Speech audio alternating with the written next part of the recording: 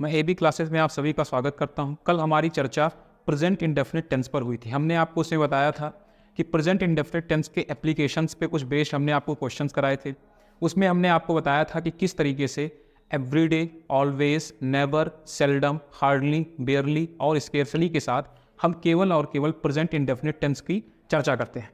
उसके बाद हमने आपको एक कॉन्सेप्ट उसमें और बताया था कि अगर कहीं पे यूज टू का प्रयोग किया हुआ मिले तो उसके साथ भी हम केवल और केवल प्रेजेंट इंडेफिनिट टेंस की बात करते हैं। ठीक है, मतलब सीधा सीधा कह सकते हैं कि यूज टू भी हैबिट बताता है और प्रेजेंट इंडेफिनिट टेंस भी हैबिट बताता है। इसीलिए प्रेजेंट इंडेफिनिट टेंस में कभी भी यूज टू का प्रयोग नहीं करते हैं। क्लियर। अब इसके आगे अगला जो टेंस आता है वो है प्रेजेंट कॉन्टिन्यूअस टेंस। थोड़ा इसके बारे में समझते हैं।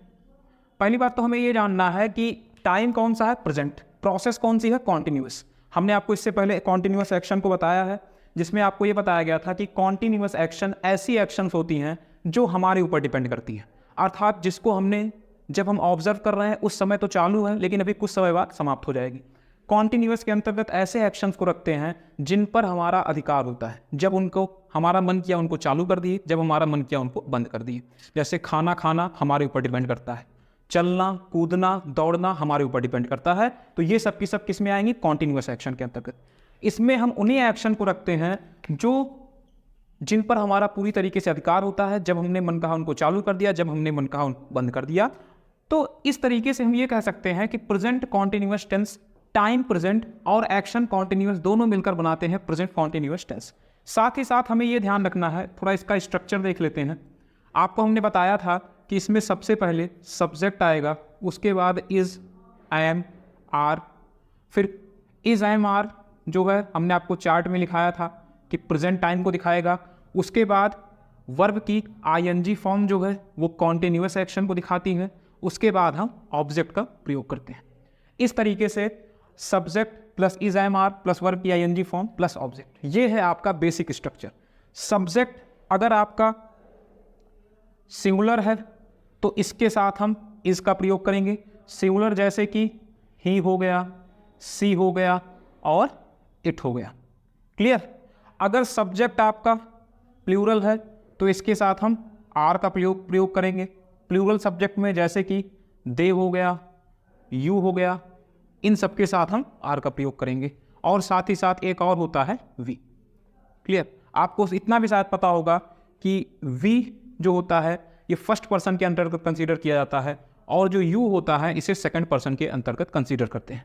और दे, ही, सी और इट को हम थर्ड पर्सन के अंतर्गत अर्थात नॉन एक्टिव पर्सन के अंतर्गत कंसीडर करते हैं। ये चीज़ आपको ध्यान रखना है। और अगर कहीं पे आई मिल जाए तो आई के साथ हम हेल्पिंग वर्ब एम का प्रयोग करते हैं।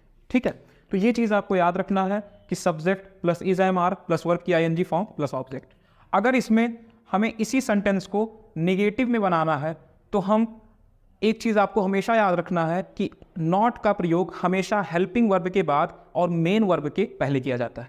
अगर यहाँ पे आपको is, am, are helping verb है और ये मेन वर्ब है तो निगेटिव सेंटेंस बनाने के लिए स्ट्रक्चर हो जाएगा सबसे पहले subject plus is, am, are plus not plus verb की आईएनजी फॉर्म प्लस ऑब्जेक्ट। इस तरीके से हेल्पिंग वर्ब और मेन वर्ब के बीच में हम नॉट का प्रयोग कर लेते हैं। तो आपको क्या याद रखना है बेसिक स्ट्रक्चर में, present continuous tense, present time है, कॉन्टिन्यूअस एक्शन है। कॉन्टिन्यूअस एक्शन ऐसे एक्शन होते हैं जो हमारे ऊपर डिपेंड करते हैं, जिनको हमने जब मन कहा चालू कर दिया, जब मन कहा समाप्त कर दिया, उन्हें हम किस में रखते हैं, कॉन्टिन्यूअस एक्शन में। इसका बेसिक स्ट्रक्चर क्या होता है, subject plus is, am, are plus verb की आईएनजी फॉर्म प्लस ऑब्जेक्ट। अगर आपको इसी में नॉट लगाना है तो नॉट का प्रयोग हमेशा हेल्पिंग वर्ब के बाद और मेन वर्ब के पहले करते हैं। साथ ही साथ आपको यह ध्यान रखना है कि इसका प्रयोग हम सिंगुलर सब्जेक्ट अर्थात ही, सी, इट इन सब के साथ करते हैं। आर का प्रयोग हम प्लूरल सब्जेक्ट दे, यू और वी के साथ करते हैं। और एम का प्रयोग हम आई के साथ करते हैं जो कि हमारा फर्स्ट पर्सन होता है। फर्स्ट पर्सन को ही हम स्पीकर और सेकंड पर्सन को हम लिसनर और थर्ड पर्सन को हम नॉन एक्टिव पर्सन के अंतर्गत रखते हैं। फर्स्ट पर्सन में आपका आई और वी आता है जो कि हमारा स्पीकर होता है अर्थात बात को कहने वाला। सेकंड पर्सन के अंतर्गत आपका यू आता है जो कि बात को सुनने वाला होता है अर्थात लिसनर। और थर्ड पर्सन के अंतर्गत आपका ही, सी, इट और दे आता है, जो कि नॉन एक्टिव पर्सन होते हैं, अर्थात जिनके बारे में चर्चा की जाती है। तो आपको क्या याद रखना है, इज का प्रयोग ही, सी और इट के साथ, आर का प्रयोग दे, यू और वी के साथ, और आई का प्रयोग एम के साथ करते हैं। थोड़ा सा बेसिक स्ट्रक्चर है, आपको याद रखना है। क्लियर? अब देखिए ध्यान से, जैसे you are playing cricket, I am eating food, he is going there। अब देख रहे हैं, अगर हमने यू लगाया तो उसके साथ हमने हेल्पिंग वर्ब आर का प्रयोग किया, आई के साथ हमने हेल्पिंग वर्ब एम का प्रयोग किया, और ही के साथ हमने हेल्पिंग वर्ब इसका प्रयोग किया। क्लियर? प्लेइंग, ईटिंग, गोइंग, खेलना, कोई भी चीज़ खाना, कहीं पर भी जाना, ये हमारे ऊपर डिपेंड करता है। जब हमारा मन करता है इनको हम शुरू कर देते हैं, और जब हमारा मन करता है इनको हम बंद कर देते हैं। इसलिए इन सब का कॉन्टिन्यूअस फॉर्म पॉसिबल है, बिल्कुल इन सारे सेंटेंसेस में कोई भी दिक्कत नहीं है। लेकिन अगर यहीं पे हम कोई ऐसी प्रोसेस लिख दे जो हमारे ऊपर डिपेंड नहीं करती हैं, अर्थात जो परमानेंट प्रोसेस होती हैं, जैसे कि I am breathing, I am breathing. अब ब्रीथ का मतलब होता है सांस लेना। ब्रीथ का मतलब क्या होता है? सांस लेना। और सांस लेना जो है ये कॉन्टिन्यूअस प्रोसेस नहीं है। कॉन्टिन्यूअस प्रोसेस इसलिए नहीं है क्योंकि ये चीज़ हमारे ऊपर डिपेंड नहीं करती है। ये एक परमानेंट प्रोसेस है जो हमेशा चलती रहती है। और हमने आपको कल ही बताया था कि जितनी भी परमानेंट प्रोसेस होती हैं उन्हें हम प्रेजेंट इंडेफिनिट टेंस में बनाते हैं, ना कि प्रेजेंट कॉन्टिन्यूअस टेंस में। तो अगर आपको कहीं पे इस तरीके से कोई सेंटेंस लिखा हुआ मिलता है जिसमें ब्रीथिंग जो है ये एक परमानेंट प्रोसेस है, और इस परमानेंट प्रोसेस का यूज़ आपको कॉन्टिन्यूअस टेंस में लिखा हुआ मिलता है, तो वो सेंटेंस अपने आप में गलत हो जाएगा। क्लियर हुआ कि नहीं? क्यों? क्योंकि ब्रीथ करना हमारे ऊपर डिपेंड नहीं करता है। इस चीज़ को आपको थोड़ा ध्यान रखना है कि अगर कहीं पर भी कोई परमानेंट प्रोसेस आ जाए तो उसे हम कभी भी कॉन्टिन्यूअस एक्शन के अंतर्गत कंसीडर नहीं करते हैं। जैसे किसी व्यक्ति को जानना, जैसे लिख दें I am knowing Ram, I am knowing Ram. किसी भी व्यक्ति को जानना, आप लोग खुद ही बताइए, हमारे ऊपर डिपेंड करता है कि ये एक परमानेंट प्रोसेस है। अगर आप किसी भी व्यक्ति के बारे में जान रहे हैं तो ये एक परमानेंट प्रोसेस है। ये नहीं है कि ये आपके ऊपर डिपेंड है, आज आप उसको जान रहे हैं, 2 दिन बाद आप उसको भूल जाएंगे। अगर आप मान लीजिए आज अपने किसी दोस्त से मिले तो उसका नाम आपको जो है मान लो राम, श्याम, जो भी आपको नाम पता चल गया, तो अगर आप उससे 10 साल, 15 साल, 20 साल बाद भी मिलेंगे तो आप उसके बारे में जानते रहेंगे कि हाँ मैं इससे पहले मिला था। तो ये जो नो वर्ब है ये कैसी वर्ब है? एक परमानेंट वर्ब है। नो वर्ब कैसी वर्ब है? एक परमानेंट वर्ब है, और परमानेंट वर्ब का कभी भी कॉन्टिन्यूअस नहीं बनता है। तो अगर कहीं पे आपको आई एम नोइंग राम लिखा हुआ मिलता है तो वो सेंटेंस क्या हो जाएगा? गलत हो जाएगा। अर्थात हम परमानेंट वर्ब का कभी भी कॉन्टिन्यूअस नहीं बना सकते हैं। ऐसे ही कुछ वर्ब हैं आपको याद रखनी है। जैसे एक एग्जाम्पल और देख लीजिए, जैसे लिख दे I am seeing a boy. इसकी हिंदी क्या होगी? मैं एक लड़के को देख रहा हूं। अब आप लोग खुद ही बताइए, देखना आपके ऊपर डिपेंड करता है? अगर आप कहेंगे हाँ बिल्कुल हमारे ऊपर डिपेंड करता है, जब हम अपनी आंखें बंद कर लेंगे तो हमें दिखाई नहीं देगा। लेकिन आपको एक चीज़ याद रखना है कि अगर आप अपनी आंखें बंद भी कर लेंगे तब भी आपको ब्लैक कलर का पूरा दिखाई देता है। अगर आप अंधेरे में भी हैं तब भी आपको अंधेरा तो कम से कम दिखाई दे रहा है ना। तो आपको क्या याद रखना है कि किसी भी चीज़ को देखना ये भी एक परमानेंट प्रोसेस है, ये हमारे ऊपर डिपेंड नहीं करती है। इसीलिए अगर आपको कहीं भी सीइंग लिखा हुआ मिलता है, क्योंकि सी ये परमानेंट प्रोसेस है और परमानेंट प्रोसेस का कभी भी कॉन्टिन्यूअस नहीं बनता है, तो ये सेंटेंस भी अपने आप में गलत हो जाएगा। मतलब आपको क्या याद रखना है कि सी हो गया, ब्रीथ हो गया, नो हो गया। ऐसे ही एक वर्ड और होता है लव, या फिर जिसको लाइक बोलते हैं। ये सब ऐसी वर्ब हैं जो कि परमानेंट होती हैं, अर्थात ये चीज़ें हमारे ऊपर डिपेंड नहीं करती हैं। किसी को भी पसंद ना पसंद करना, ये चीज़ें हमारे ऊपर डिपेंड नहीं करती हैं। ये हमारी जो है अंदर की प्रोसेसेस हैं जो हमेशा परमानेंट होती है। अगर हम किसी के ऊपर हमारे, मान लीजिए हमने किसी को देखा, लाइक कर रहे हैं उसे या लव कर रहे हैं, तो यह लव की प्रोसेस हो गई, लाइक की प्रोसेस हो गई। ये सभी के सभी प्रोसेसेस जो हैं वो परमानेंट प्रोसेस होती हैं, अर्थात इन्हें कभी भी हम कॉन्टिन्यूअस प्रोसेस के अंतर्गत नहीं रख सकते हैं। अगर आप कहीं पे ये लिखा हुआ देखते हैं I am loving my family, तो आपको पता है लव कैसी प्रोसेस है? एक परमानेंट प्रोसेस है और इसका कभी भी कॉन्टिन्यूस नहीं बन सकता। वैसे भी अगर आप इसकी हिंदी निकाल के देखेंगे, मैं अपनी फैमिली को प्यार कर रहा हूँ, ये थोड़ी सही होता है। आप क्या बोलते हैं, मैं अपनी फैमिली को प्यार करता हूँ।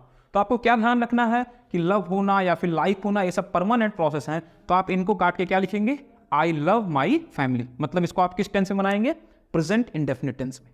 तो आपको ये याद रखना है कि ये जो वर्ब होती हैं ये सभी की सभी परमानेंट वर्ब होती हैं, अर्थात इन सब का कभी भी कॉन्टिन्यूअस नहीं बनता। इसीलिए आप लोग को थोड़ा सा पता होगा, टीवी देखना, टीवी तो देखते हैं अपनी आंखों से, लेकिन उनके लिए एक अलग वर्ब भी यूज होती है, लुक या फिर वॉच ज़्यादातर यूज करते हैं। तो आपको क्या ध्यान रखना है कि टीवी देखना हमारे ऊपर डिपेंड करता है। जब हमारा मन करता है हम टीवी को बंद कर देते हैं, जब मन करता है चालू कर देते हैं। इसीलिए वो हमारे ऊपर डिपेंड करती है, वो एक कॉन्टिन्यूअस प्रोसेस है। इसीलिए उसके साथ हम सी का प्रयोग ना करके वॉच का प्रयोग करते हैं। क्लियर हुआ? इसीलिए लिखा जाता है I am watching a TV, I am seeing a TV कभी नहीं लिखा हुआ मिलता है।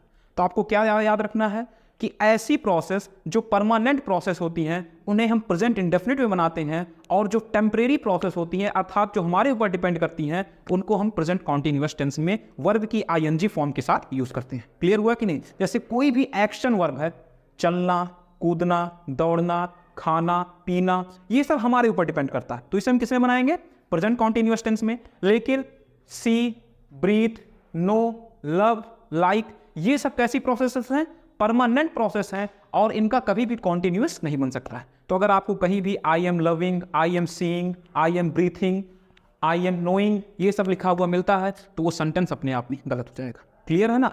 तो आपको क्या याद रखना है कि जो टेम्परेरी प्रोसेसेस होती हैं उन्हीं को केवल प्रेजेंट कॉन्टिन्यूअस टेंस में बनाया जाता है, और जितनी भी परमानेंट प्रोसेस होती हैं जैसे कि सी, ब्रीथ, नो, लव, लाइक, इन्हें कभी भी प्रेजेंट कॉन्टिन्यूअस में नहीं यूज करते हैं, इन्हें हमेशा प्रेजेंट इंडेफिनिट टेंस में यूज करते हैं। ये चीज आपको याद रखनी है। क्लियर? तो प्रेजेंट इंडेफिनिट टेंस का बेसिक स्ट्रक्चर क्या है, subject plus is, am, are plus verb की आईएनजी फॉर्म प्लस ऑब्जेक्ट। हमने आपको बताया ही, सी, इट के साथ इज का प्रयोग करेंगे, आई के साथ एम का प्रयोग करेंगे, और यू, वी और दे के साथ आर का प्रयोग करेंगे। सबसे इंपॉर्टेंट कॉन्सेप्ट ये है, आपको क्या याद रखना है कि जितनी भी परमानेंट प्रोसेस होती हैं जैसे कि सी, ब्रीथ, नो, लव और लाइक, इन सब का प्रयोग कभी भी प्रेजेंट कॉन्टिन्यूअस टेंस में नहीं किया जाता है, क्योंकि प्रेजेंट कॉन्टिन्यूअस टेंस एक टेम्परेरी प्रोसेस होती है और ये सब अपने आप में परमानेंट प्रोसेस है। क्लियर? ये चीज आपको जरूर याद रखना है कि कभी भी नोइंग, लविंग, सीइंग ये सब चीजें नहीं होती। ठीक है? अब मेरी बात बहुत ध्यान से समझिए। आपको क्या याद रखना है, हमने आपको क्या बताया कि जो प्रेजेंट कॉन्टिन्यूअस टेंस होता है ये एक टेम्परेरी प्रोसेस होती है, अर्थात जब हमारा मन किया इसको हमने चालू कर दिया, जब हमारा मन किया इसको हमने बंद कर दिया। जैसे एग्जांपल से समझो, जैसे हम लिख दें यू लुक स्मार्ट, तो क्या इस सेंटेंस में कोई दिक्कत है? यू लुक स्मार्ट, तुम अच्छे दिखते हो। आप सबको पता होगा, हमने कल बहुत अच्छे से पढ़ाया था कि अगर वर्ब की फर्स्ट फॉर्म आ जाए तो वो प्रेजेंट इंडेफिनिट टेंस को दिखाएगी, अर्थात ये किस टेंस में लिखा हुआ है, प्रेजेंट इंडेफिनिट टेंस में। लेकिन अगर हम यहीं पे ये लिख दें यू लुक स्मार्ट टुडे, अब देखिए हमने यहां पे एक एडवर्ब यूज कर लिया टुडे। टुडे का मतलब क्या होता है? आज। यू लुक स्मार्ट टुडे, जरा इसका एक बार मीनिंग निकालिए। तुम आज अच्छे दिखते हो। क्या ये अपने आप में सेंसिबल है? कोई भी व्यक्ति जो है, आप बल्कि यहां पे क्या बोलना चाहेंगे, आप इस तरीके से बोलेंगे कि तुम आज अच्छे दिखते हो, ये बोलोगे कि तुम आज अच्छे दिख रहे हो, ये बोलोगे? आप क्या बोलेंगे? तुम आज अच्छे दिख रहे हो। तो आपको क्या याद रखना है, यहां पे आप क्या बोलेंगे, you are looking smart today. तो यहां पे देखो टुडे आ जाने से जो आपका प्रेजेंट इंडेफिनिट टेंस था वो किसमें चेंज हो गया? प्रेजेंट कॉन्टिन्यूअस टेंस में। क्यों? क्योंकि टुडे जो एडवर्ब है वो अपने आप में चेंज को दिखाता है। जैसे आप कह रहे हो कि आज बारिश हो सकती है, तो यहां पे देखो अपने आप में अगर आप टुडे बोल दिए, आज बोल दिए, तो देखिए आपने प्रोसेस को हल्का सा चेंज कर दिया। ठीक है? जैसे हम बोल दें कि मान लीजिए यही वाला सेंटेंस ले लीजिए कि तुम आज स्मार्ट दिख रहे हो, इसका मतलब क्या हो गया कि रोज नहीं दिखते थे लेकिन आज तुम थोड़ा अन्य दिनों से आज थोड़ा अलग दिख रहे हो। तो यहां पे जो टुडे है ये अपने आप में किसको बता रहा है? चेंज को बता रहा है। और चेंज का मतलब क्या हो गया? अगर किसी भी प्रोसेस में चेंज हो रहा है तो वो परमानेंट प्रोसेस होगी कि टेम्परेरी प्रोसेस होगी? आप तुरंत आंसर देंगे कि अगर किसी भी प्रोसेस पे चेंज हो रहा है, जाहिर सी बात है वो टेम्परेरी प्रोसेस होगी। तो टुडे कैसी वर्ब है? चेंज बताने वाली एडवर्ब है। और अगर टुडे जो है चेंज को बताती है, चेंज का मतलब ये अपने आप में एक टेम्परेरी प्रोसेस को बताती है, और टेम्परेरी प्रोसेस के साथ हम हमेशा किस टेंस का यूज करते हैं? तो आप तुरंत आंसर देंगे प्रेजेंट कॉन्टिन्यूअस टेंस का यूज करते हैं। ऐसे ही कुछ एडवर्ब और होती हैं। तो अगर हम आपको सीधा सीधा बोलें कि अगर आपको कहीं पे टुडे लिखा हुआ मिल जाए, तो टुडे अपने आप में चेंज को बताता है, चेंज का मतलब टेम्परेरी प्रोसेस को बताता है, इसीलिए इसके साथ ये टेम्परेरी प्रोसेस को दिखाता है, इसीलिए इसके साथ हम प्रेजेंट कॉन्टिन्यूअस टेंस का यूज करते हैं। सेम ऐसी एक एडवर्ब और होती है दीज डेज। दीज डेज का मतलब क्या होता है? इन दिनों। जैसे बोलते हो ना, वह इन दिनों मॉर्निंग वॉक पर जा रहा है, इसका मतलब क्या था? वह पहले नहीं जाता था, उसके प्रोसेस में चेंज आया है, वह इन दिनों मॉर्निंग वॉक पर जा रहा है, मतलब उसके प्रोसेस में चेंज आया है, अर्थात यह एक टेम्परेरी प्रोसेस है। तो इसके साथ भी हम किस टेंस का यूज करेंगे? प्रेजेंट कॉन्टिन्यूअस टेंस का। सेम ऐसी एक एडवर्ब और होती है nowadays. Nowadays का भी प्रयोग, ये तीनों एडवर्ब अपने आप में चेंज को बताती हैं। चेंज का मतलब इनका प्रयोग हम हमेशा किस टेंस में करते हैं? प्रेजेंट कॉन्टिन्यूअस टेंस में, प्रेजेंट कॉन्टिन्यूअस टेंस में। तो सीधा सा अगर आपको कहीं पे टुडे, दीज डेज या नाउ आर डेज लिखा हुआ मिल जाए, तो इनका प्रयोग हम हमेशा प्रेजेंट कॉन्टिन्यूअस टेंस में करते हैं। जैसे हमने आपको कल कुछ एडवर्ब लिखाई थी, everyday, always, never, seldom, hardly, बेयरली, scarcely, इनका प्रयोग प्रेजेंट इंडेफिनिट टेंस में। 3 एडवर्ब आपको याद रखनी है, टुडे, नाउ आर डेज और दीज डेज, इनका प्रयोग प्रेजेंट कॉन्टिन्यूअस टेंस में करते हैं। जैसे कि एग्जाम्पल देखो, अगर हम यहां पे ये लिख दें इट रेन्स या फिर इज रेनिंग टुडे, तो जैसे आप यहां पे देखेंगे टुडे अपने आप में चेंज को बताता है, अर्थात इसका प्रयोग प्रेजेंट कॉन्टिन्यूअस टेंस में करते हैं, तो आप रेन्स ना लगा के इज रेनिंग का प्रयोग करेंगे। क्लियर हुआ?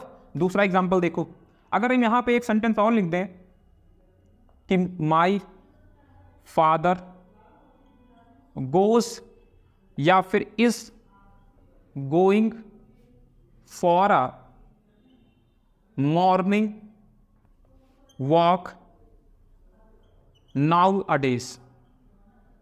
अब ये सेंटेंस बहुत ध्यान से देखिए, माई फादर गोज या फिर is going for a morning walk now a days. अब आपको थोड़ा सा पता होगा, नाउ अ डेज अगर कहीं पे लग गया तो ये अपने आप में चेंज अर्थात प्रेजेंट कॉन्टिन्यूअस टेंस को बताता है। तो अगर ये अपने आप में प्रेजेंट कॉन्टिन्यूअस टेंस को बता रहा है, तो क्या हम इसके साथ गोज का प्रयोग कर सकते हैं? गोज तो अपने आप में प्रेजेंट इंडेफिनिट को दिखाता है, तो हम इसके साथ गोज का प्रयोग ना करके किसका प्रयोग करेंगे? इज गोइंग का। तो आपको एक लाइन में याद रखना है कि अगर आपको कहीं भी टुडे, दीज डेज या नाउ अ डेज लिखा हुआ मिल जाए, तो वो अपने आप में चेंज को बताता है। चेंज का मतलब ये एक ऐसे प्रोसेस को बताता है जो टेम्परेरी प्रोसेस है, और टेम्परेरी प्रोसेस के साथ हम प्रेजेंट कॉन्टिन्यूअस टेंस का यूज करते हैं। एग्जाम्पल में हमने आपको जैसे ये दोनों एग्जाम्पल बताए कि माई father is going for a morning walk now a days.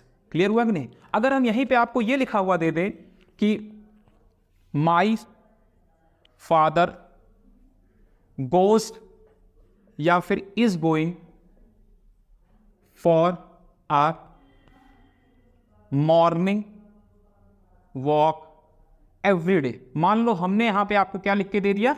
Every day.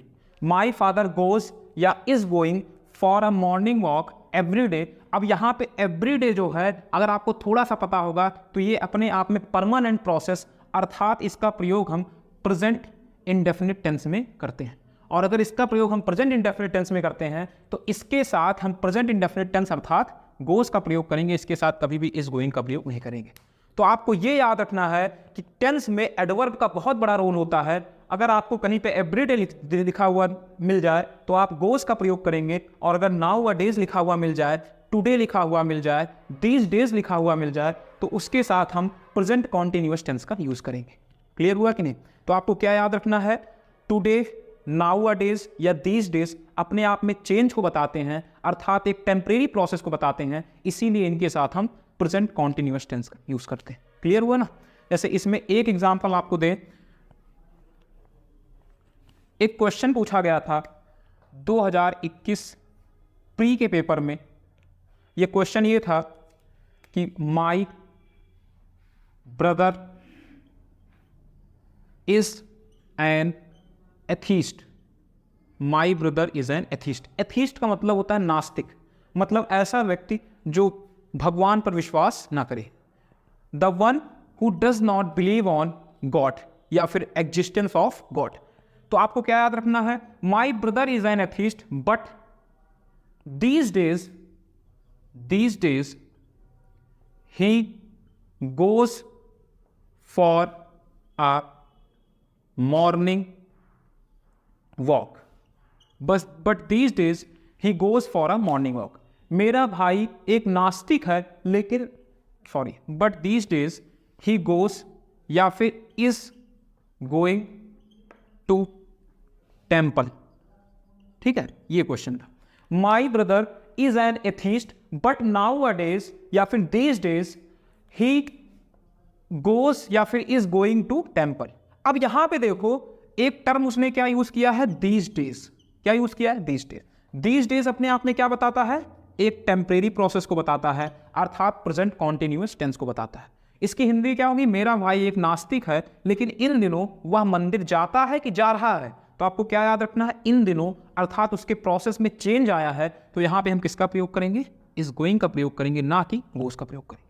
Clear हुआ कि नहीं। तो आपको क्या याद रखना है, अगर किसी भी टेंस में now a days, these days या टुडे लिखा हुआ मिल जाए तो ये अपने आप में चेंज अर्थात टेम्परेरी प्रोसेस को बताते हैं, इसीलिए हम इनके साथ प्रेजेंट कॉन्टिन्यूअस टेंस का यूज करते हैं। ये है आपका 2021 प्री का क्वेश्चन। वास्तव में वहां पे स्पॉटिंग द एरर में पूछा था, लेकिन हमने आपको थोड़ा सा यहाँ पे ऑप्शन देके बताया है। क्लियर हुआ कि नहीं। अब इसके बाद देखिए इसमें अगला क्वेश्चन पूछा गया था।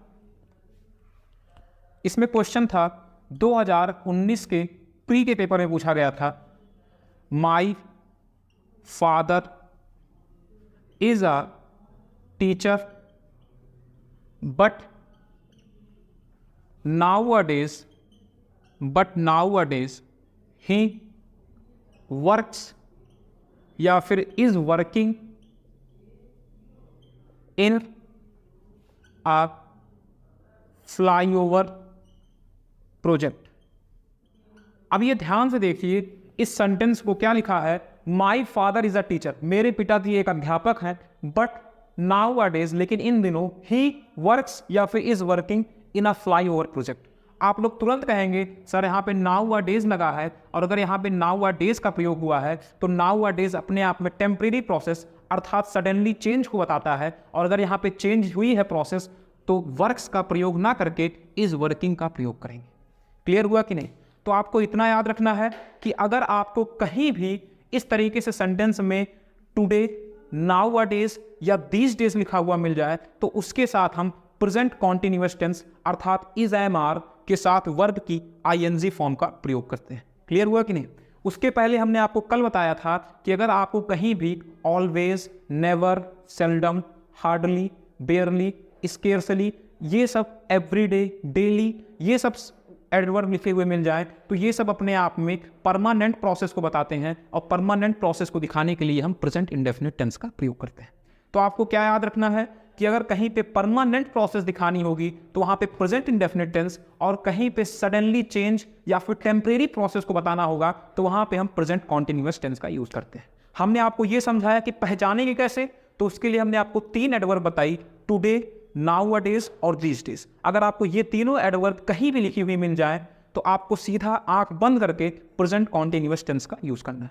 अभी आपको एक क्वेश्चन और बता दें, यहां पे 2022 के पीसीएस का आप सीसैट का क्वेश्चन देखेंगे तो उसमें पहला ही क्वेश्चन इसमें पूछा गया था, माई फादर इज या फिर माई फादर गोज या फिर is going for a morning walk these days. अब अगर इस तरीके से यहाँ पे दीज डेज लिखा हुआ दे दिया तो आप तुरंत देखेंगे यहाँ पे दीज डेज लगा है तो आप इसको गोज ना लगा के क्या लगा देंगे, इस गोइंग का प्रयोग कर लेंगे।